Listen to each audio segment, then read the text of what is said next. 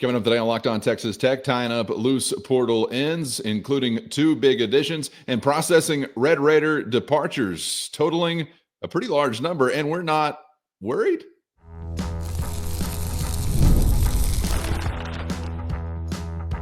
You are Locked On Texas Tech, your daily podcast on the Texas Tech Red Raiders. Part of the Locked On Podcast Network, your team every day.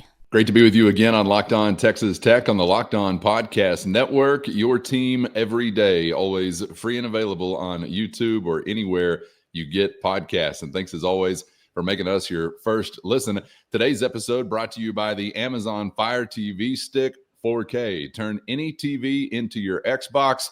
No console needed. Head to Amazon.com/Fire TV Locked On.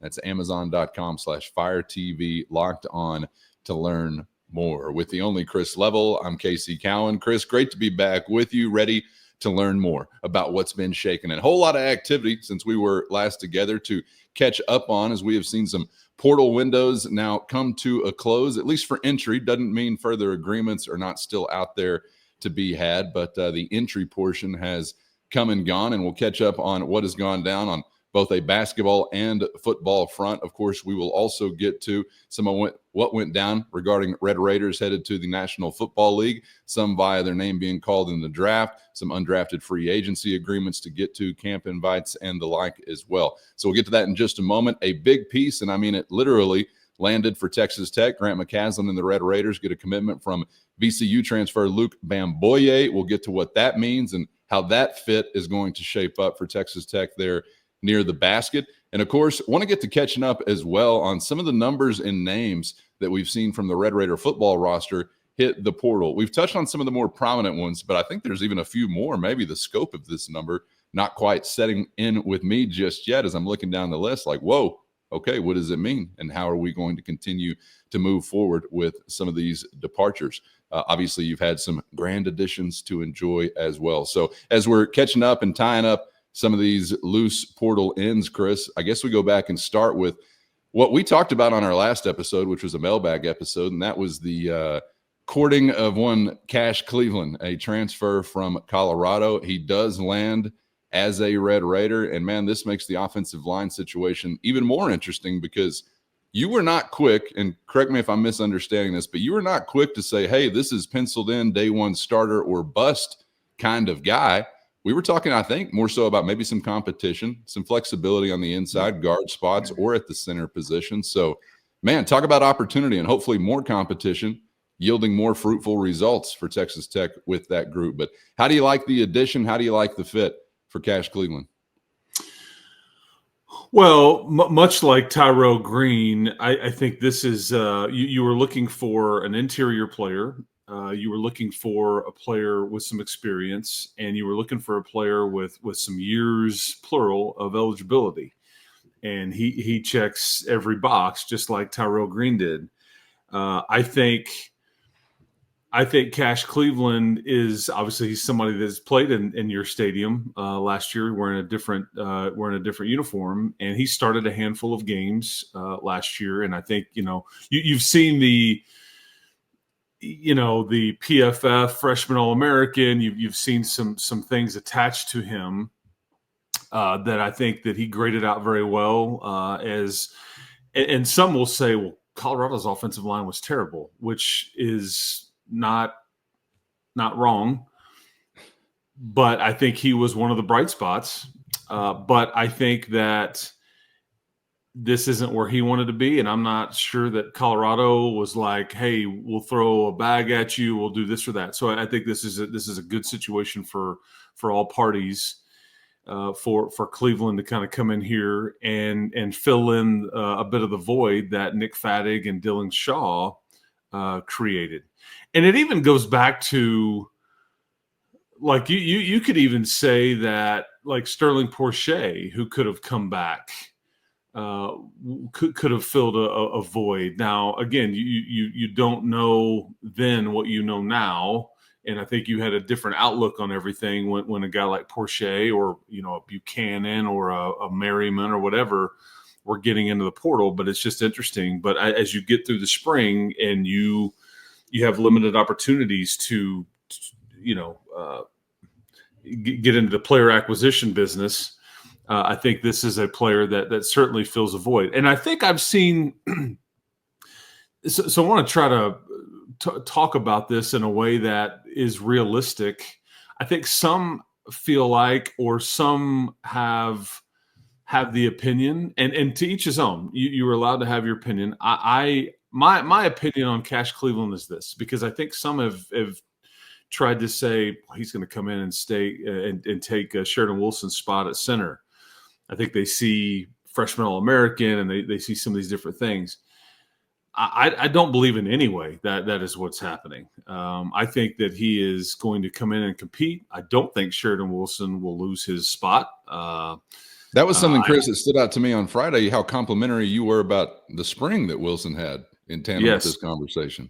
And I think that opinion is held by not only internally, but I think also from folks that scout teams and scout players from an NFL standpoint, that this is a player that's really taken a huge step. And this is not an like you adding Cash Cleveland is not an indictment on Sheridan Wilson specifically. It's trying to fill a hole and trying to add a player that's got years to grow old here with some experience that you like, that can play a couple of different spots. But I think his best spot is center, and that's what this is. I'm not saying that Cash Cleveland won't come in here and either start or compete for a starting spot. But if you're asking my opinion, I don't think he's taking Sheridan Wilson's spot. I don't. I think what it now allows you to do is it allows you some.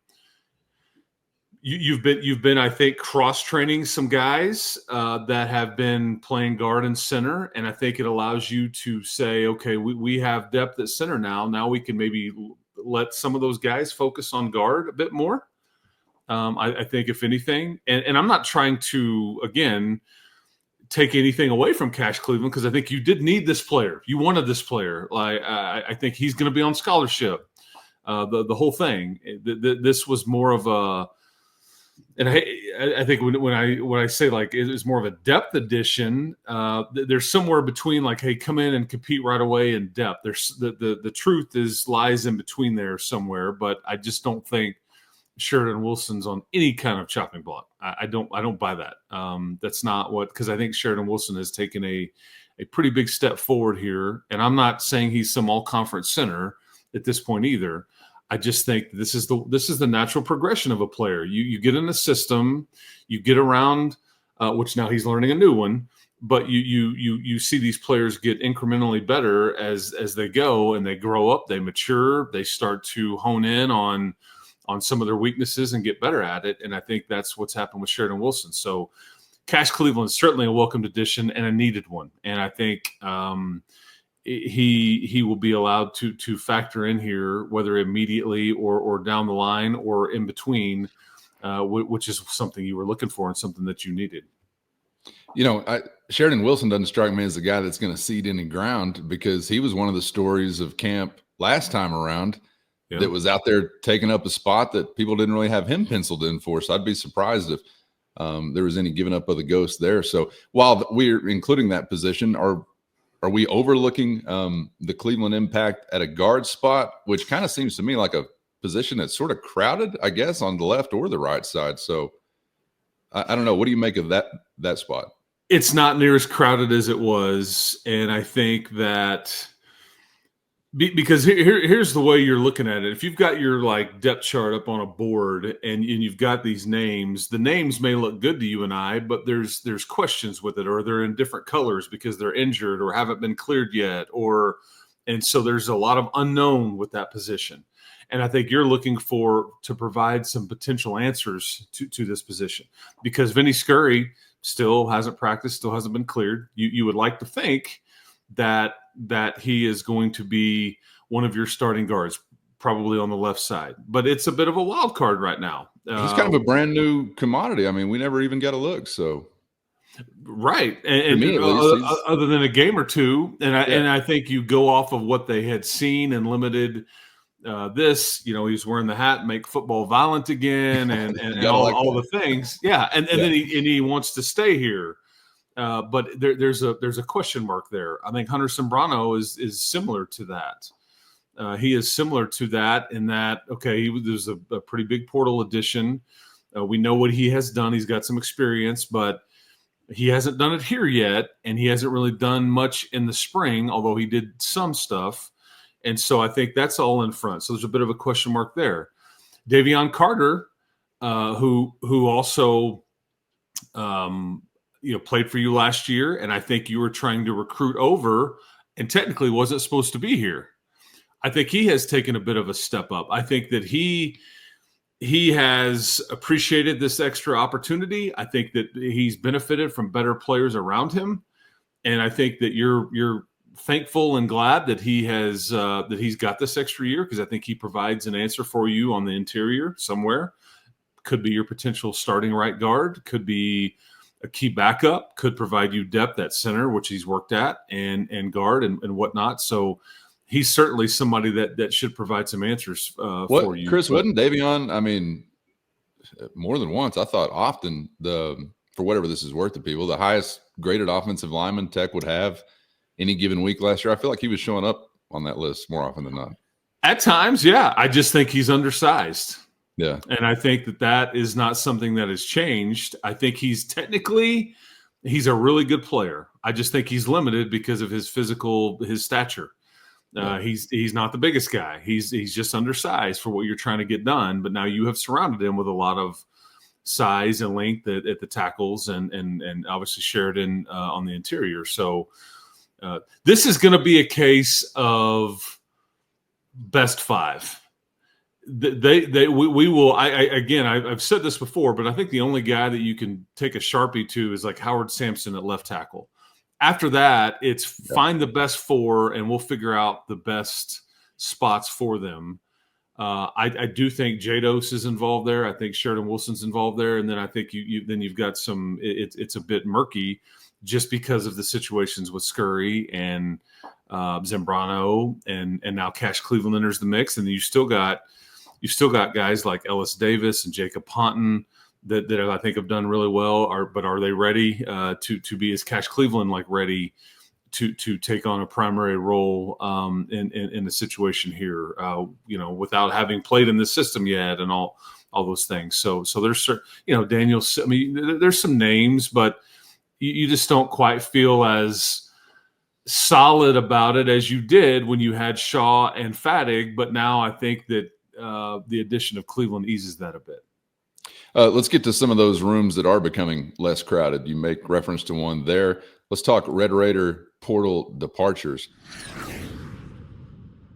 First, today's episode brought to you by FanDuel, and the NBA playoffs are here, and FanDuel is giving new customers a great way to get in on all the action. Right now, when you join FanDuel and place your first $5 bet, you'll get $250 in bonus bets if your first bet hits. Plus, after the game tips off, you can even combine live prop bets into a same-game parlay for a chance to really win big. So don't miss out. Head to FanDuel.com and claim your $250 in bonus bets today.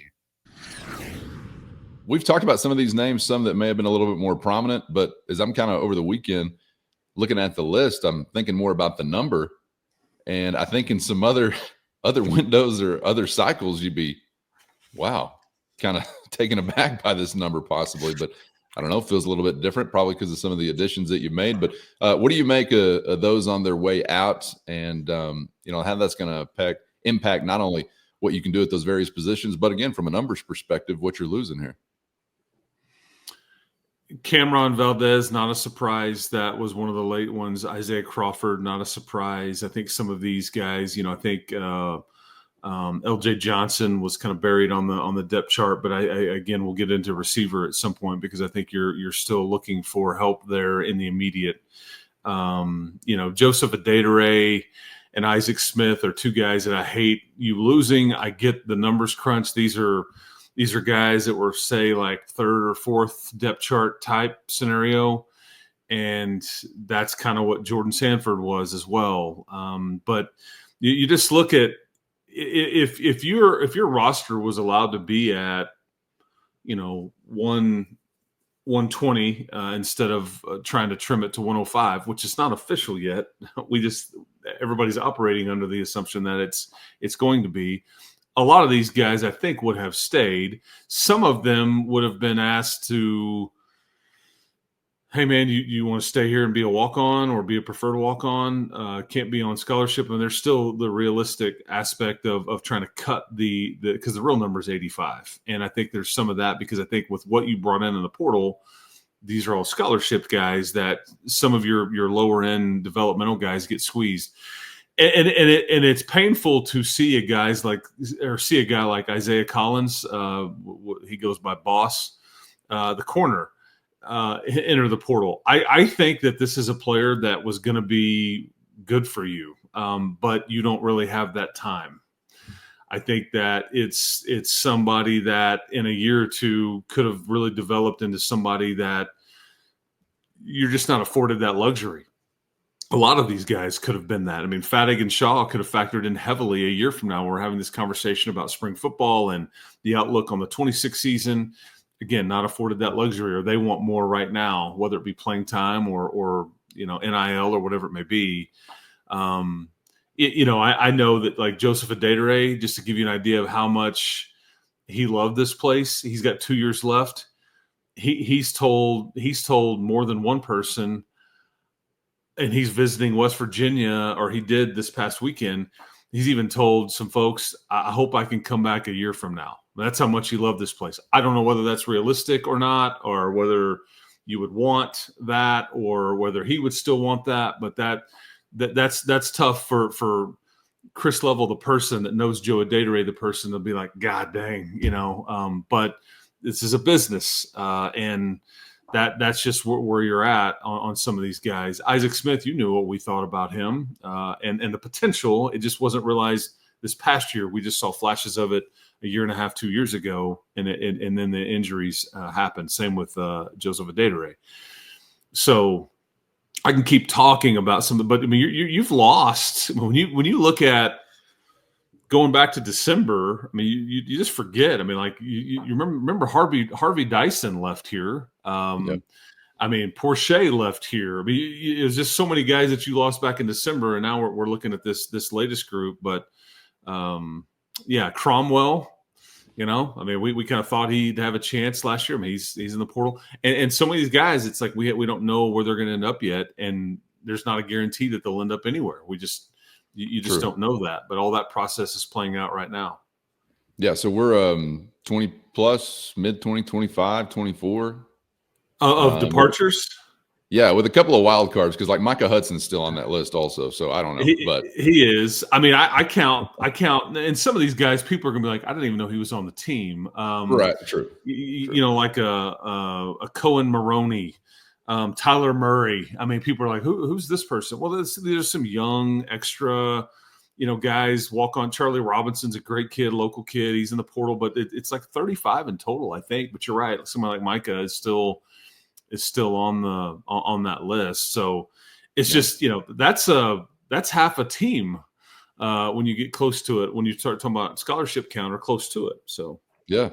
Okay. Let's wrap up our conversation with a couple of different things on different fronts. I want to start with Grant McCasland's Texas Tech basketball program and the addition of Luke Bamgboye, the big man now that will be patrolling the rim, a shot blocker extraordinaire. And I guess the last time we got into a conversation about Bamgboye, Chris, what stood out to me was you kind of painting a picture where it seemed like Texas Tech was really putting a full court press on this guy. Like, regardless of what you may think about his transfer profile or his box scores or whatever, the Red Raiders saw a great fit here, it seemed like, and this is somebody they really wanted. So I'm sure they were excited to land him.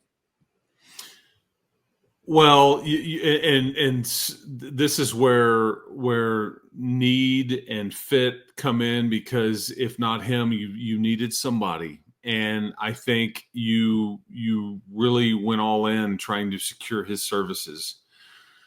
Some are going to look at points per game, rebounds per game, and all those kinds of things, and kind of make an assessment and judgment, and that's fine if that's what you want to do. I think this is, again, it goes back to guys getting incrementally better.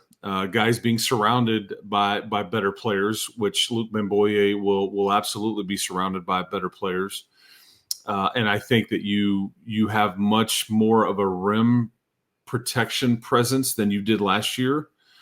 I think we'll kind of see what this looks like when you get going on what Luke Bamgboye can offer you up. I think analytically, I think that he checked some boxes that I think they were looking for, and there's a bit of a connection there. But this is just you had to have somebody like this. You just did. I mean, this was a major need for you if Federico is not going to remain here, and it doesn't appear that he is, because now he's been replaced. But I think that when you here's my, and I don't think it works this way, but here's my thought. First, today's episode brought to you by Game Time. Imagine watching your favorite team at the college basketball tournament live, feeling the energy of the crowd, witnessing unforgettable moments. We all know there's nothing like experiencing a big game in person, and getting tickets shouldn't be stressful. That's where Game Time comes in, making it easier than ever to grab last-minute seats at unbeatable prices. With Game Time Picks, curation makes it even easier to find better value for tickets to sports, concerts, comedy, theater, and more. And the one and only lowest price guarantee, which means you get the lowest price, or Game Time will credit you 110% of the difference. Plus, peace of mind with seat views before you buy, no surprise fees, and the lowest price guarantee. You can book with total confidence. So take the guesswork out of buying tickets with Game Time. Download the Game Time app, create an account, and use our code LOCKEDONCollege for $20 off your first purchase. That's LOCKEDONCOLLEGE, Locked On College, for $20 off. Download Game Time today. Last minute tickets at the lowest price, guaranteed. This edition is especially good if you get him for the big picture. If this is just a one and done scenario, I don't know if I like this addition as much. I still think he can protect the rim for you this year, but I would like to play the long game with this young man here, and continue to try to add weight to him and grow old with him and see him flourish in a system and whatnot. If he's just here on a 1-year scenario, I don't know if I like the addition as much, because if that's the case, I probably would have rather have had Federico if push comes to shove. I don't know if that was available to you or not. Okay, I'm just talking in terms of if this is a young man that's going to be here for a bit, then I really do like what you've done here. But we won't ultimately know that, and I don't think you can necessarily lock a guy in, or you can say, I mean, I guess you got your handshake deal and a word of mouth and all that. Like, hey man, we're planning on you, but he'd be allowed to get in the portal if he wanted to a year from now. But that would be my thought on it. So I guess this will end some big man shopping, and we just continue to turn primarily some attention back towards the perimeter and out front. Yeah, and I think you're probably in a bit of a holding pattern here now. I think you want to see. You could turn this any way from like let's see if the market comes back to us. Let's see if there's a fit out there on somebody that thought they had a spot, they don't. Let's let the NBA draft process play out. I mean, I'm not ruling out, and I would never want to rule out that like something couldn't happen tomorrow. I just think though that Jazz Henderson's going to be back. Jack Francis is going to be back. You probably have a couple of realistic spots to fill, but I think that like as far as big ticket items, maybe room for one more left, which would be a combo guard or something. And we talked about some of that in the mailbag on Friday on who some of those options could be or may not be. But I just think that you'll be fairly picky there and just kind of see what. If a Christian Anderson kind of appears, like he did last summer, or late spring, or something along those lines. So I think and I think a holding pattern would be an intentional. I think just kind of seeing what's happening. I think you've committed a lot of dollars out here, and I think you just that's where it's at. But that would be your one remaining want / need would be a guard or combo guard, like we talked about, somebody that can also handle the ball. All right, we'll keep an eye out for any additions to sort of wrap up and complete the picture there for Grant McCasland and the Red Raider men's basketball team. Before we get out of here, Chris, certainly got to spend a minute just giving some big shout outs to Red Raiders who have got professional opportunities coming their way now. As far as the National Football League goes, we saw Caleb Rogers and Taj Brooks with their names called. We saw a handful of Red Raiders also getting some camp invites and drafted free agent agreements in place as well. But happy for all of the above. Certainly was really happy to see specifically a guy like Taj Brooks get his name called and enjoyed watching some of that video. And, man, I was excited to see that Caleb Rogers remains a Raider and will be joining a former Red Raider and Tyree Wilson out in Las Vegas. And I think both of these players that you just talked about, the two that were drafted, I really thought Conyers would get picked.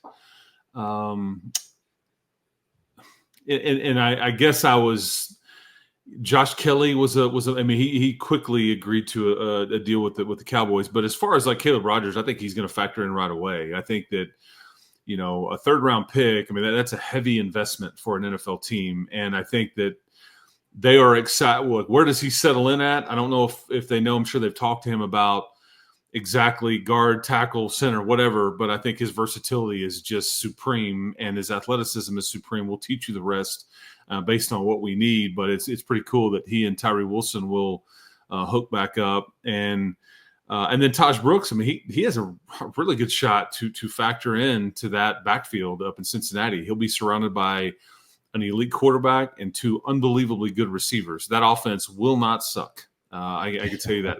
Their defense may struggle a bit, but he's going to be in the mix with a guy named Samaje Perine, former Oklahoma, Chase Brown, Zach Moss. There's not Perine's kind of a journeyman.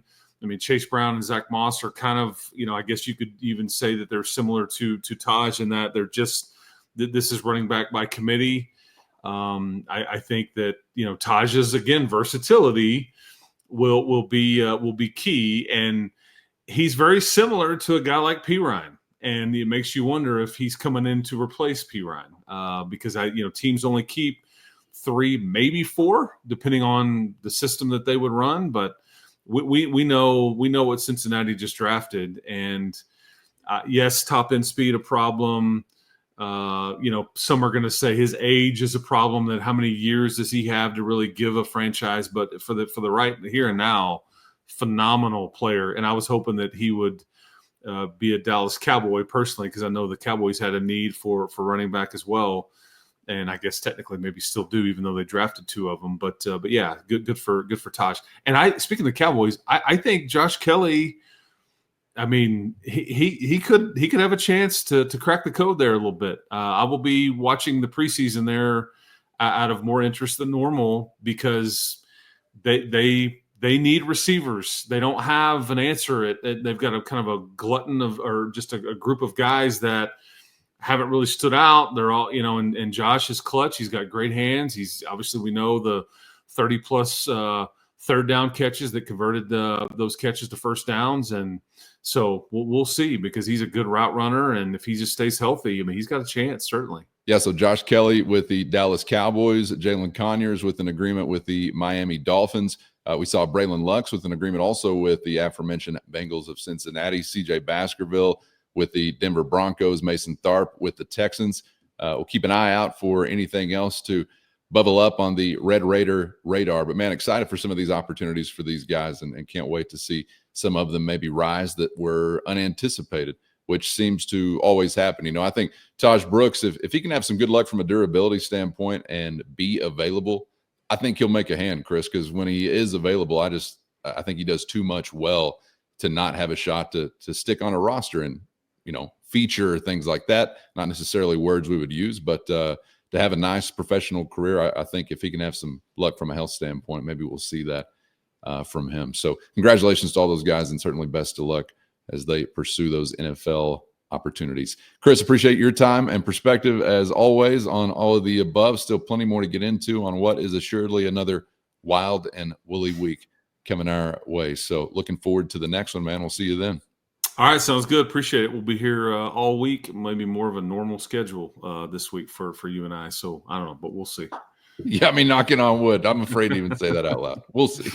Yeah. That's why you should be subscribed on YouTube or anywhere you get podcasts so you miss nothing with any schedule, normal, abnormal, or anything in between. Thanks to the everydayers for always being out there, and shout out to the Matador Mob as well. Hit the show notes and find a link to a free 14-day trial. If you're interested in joining that crew, that's your direct line to Chris and myself with one-on-one text sent straight to your phone. The paranormal conversation did not lessen over the weekend. So shout out to those who were ghost texting, not in that figurative kind of way, with me over the weekend. Just one of the perks. You think it's just, recruiting info, portal conversation? No, every once in a while we go paranormal inside the Matador Mob. So I appreciate all the subjects discussed with our Matador Mobsters. Thank you to everybody for being out there. Appreciate the time as always. For Chris, I'm Casey, and we hope to see you back for the next round on Locked On Texas Tech.